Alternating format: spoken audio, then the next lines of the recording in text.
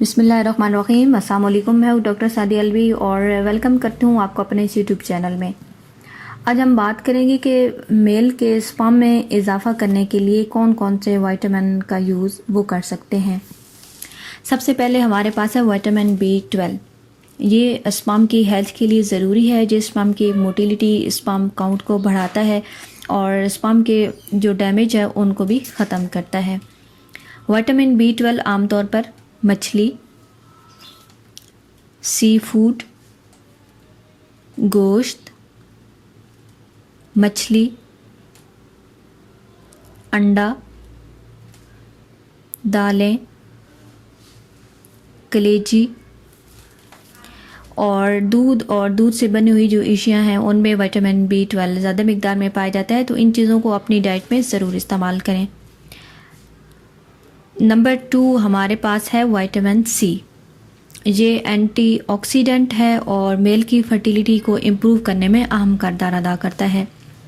Vitamin C sperm की motility, sperm count, morphology को improve करता है। विटामिन C आमतौर पर तुर्श जो फल हैं उनमें पाया जाता है, जैसे कि माल्टा, लीमू, स्ट्रॉबेरी, ब्लूबेरीज, अंगूर, टमाटर, ब्रोकली और बंद गोभी में विटामिन C ज़्यादा मिकदार में पाया जाता है। नेक्स्ट हमारे पास है विटामिन D। ये टेस्टोस्टेरोन लेवल को बढ़ाता है और स्पर्म की मोटिलिटी को इम्प्रूव करता है। अगर आपके जिस्म में विटामिन D का लेवल कम है तो जो स्पर्म की क्वालिटी है वो अच्छी नहीं होगी। विटामिन D अपनी खुराक में ज़रूर शामिल करें। विटामिन D हासिल करने के लिए आप जिन चीज़ों का इस्तेमाल कर सकते हैं इनमें मछली, पनीर, अंडे की जर्दी, दूध, दही और मशरूम शामिल हैं। इन चीज़ों को आप अपनी डाइट में इस्तेमाल कर सकते हैं।